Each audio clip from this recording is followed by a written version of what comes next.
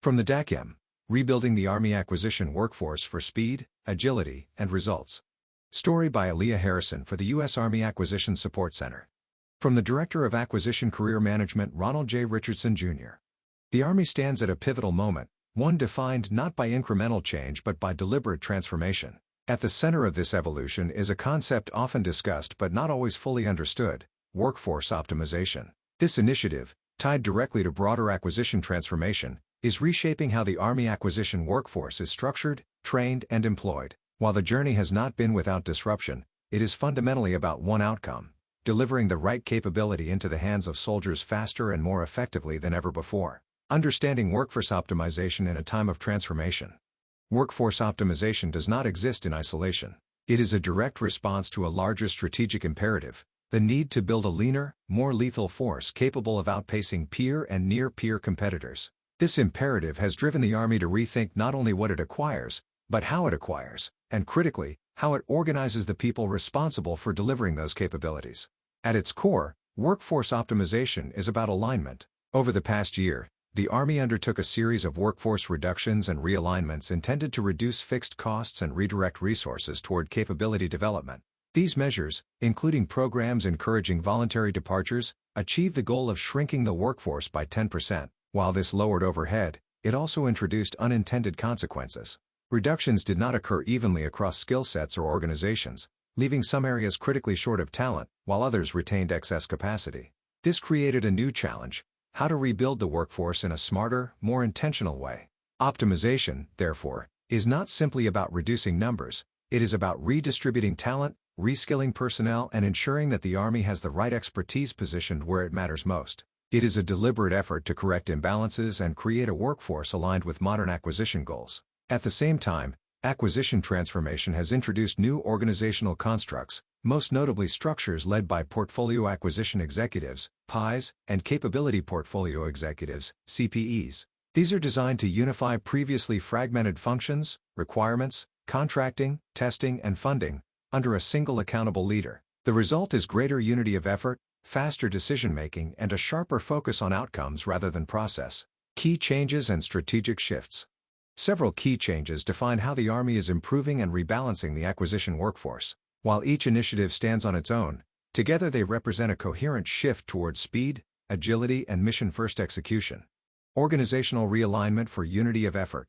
The most significant structural change is the move away from fragmented tribal processes toward integrated structures led by PIs and CPEs. By consolidating authorities and responsibilities under a single executive, the Army is eliminating gaps between functions that historically slowed progress. Decision-making is now closer to the work, reducing delays that once took months to resolve. Flattened structures and faster decision cycles.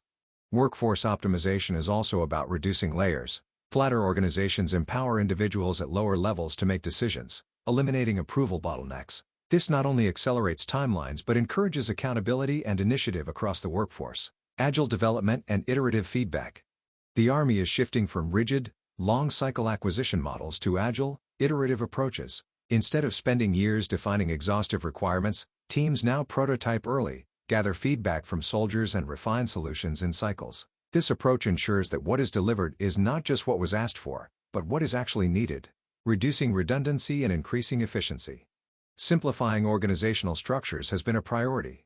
Redundant processes and duplicate functions are being removed to streamline operations. The goal is a system where every role contributes directly to delivering capability, rather than sustaining bureaucracy. Adopting commercial practices. The acquisition model itself is evolving. The Army is moving to an adapt, or develop approach, favoring existing commercial solutions where possible. This reduces development timelines and leverages industry innovation, enabling faster fielding of effective capabilities. Together, these changes reflect a broader cultural shift, from process compliance to mission execution, from perfection to practicality, and from static planning to continuous adaptation. Building the right workforce. Optimizing structure is only part of the equation. Equally important is ensuring that personnel possess the skills required to succeed in this new environment. The Army is addressing this through a combination of reskilling, upskilling, and active talent management. Employees may find themselves moving into new roles, sometimes outside their previous specialty areas, supported by targeted training and development opportunities. This approach recognizes that the workforce already contains significant talent. It simply needs to be applied more effectively. Training itself is evolving. Traditional classroom-based instruction is giving way to more modern, practical approaches including scenario-based and gamified learning environments that simulate real-world decision-making, on-the-job training and embedded experiences, such as participation in testing events, short-term developmental assignments that broaden skill sets and exposure, closer collaboration with industry including exchange programs, like Training with Industry, that bring commercial best practices into the workforce. These efforts are complemented by a push for greater visibility into workforce capabilities and opportunities. Improved data and systems will allow leaders to match people with roles more effectively, ensuring both organizational needs and individual career development are addressed. These initiatives also aim to address emerging challenges. The Army has experienced a significant loss of institutional knowledge, with many senior experts departing alongside early career personnel. This creates a bathtub effect in experience levels, leaving gaps in mentorship and leadership pipelines. Workforce optimization must therefore not only fill current positions but also rebuild a sustainable talent pipeline for the future. Communicating change and fostering trust through transparency and leadership. For any transformation of this magnitude, communication is critical. Change can create uncertainty, and the past year has undoubtedly felt turbulent for many members of the workforce. Leaders recognize this and are taking steps to ensure that employees understand both the what and the why behind these efforts.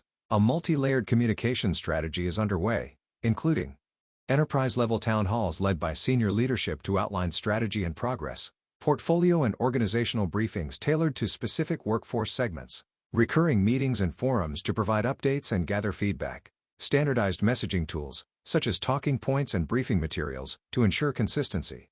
However, communication extends beyond formal channels. Perhaps most importantly, leaders are being called to lead by example. Changing culture requires more than words. It requires visible actions that reinforce new expectations. For example, encouraging innovation and risk-taking must be matched by a willingness to accept and learn from failure. If employees see that prudent risks are supported rather than punished, the cultural shift will take hold. Ultimately, the goal of communication is to replace uncertainty with understanding. Employees need to know how these changes affect them personally, how they contribute to the mission, and what opportunities lie ahead.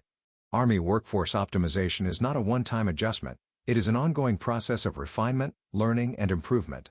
While the path has been challenging, it is guided by a clear and compelling objective to create an agile, adaptive acquisition workforce capable of delivering critical capabilities at the speed of relevance. At its best, this transformation is about more than efficiency. It is about purpose. Every realignment, every training initiative, and every structural adjustment ultimately serves the same end, ensuring that the soldier in the field has the tools needed to succeed. This is a moment to adapt, to innovate, and to engage with the mission in new ways. The constraints that once slowed progress are being removed, the systems are aligning to support speed and creativity, and the opportunity to make a meaningful impact has never been greater. Workforce optimization, then, is not simply about management, it is about empowerment.